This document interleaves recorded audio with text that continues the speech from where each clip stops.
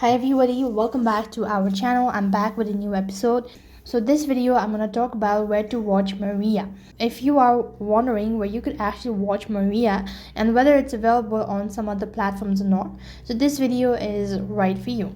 So what you have to do is basically to go ahead and understand this, you need a reliable source. So I'm going to use a browser, so type in where to watch Maria. When you type in that, you could find out the list of options. So as you can see, it's also available on Netflix. If you want to go ahead and watch it on Netflix, you could go to the first link that appears, and if you already have a Netflix, then you need to go ahead and log into your account and you could start watching Maria. So as you can see, it's actually available on Netflix. So now what else you want to do is you just want to go ahead and watch it out, and if you don't have Netflix, you could also go ahead and check out other streaming platforms as well. That is all for this video. I hope the video was helpful. Make sure to like, share and subscribe to our channel. Thank you for watching. See you in the next video.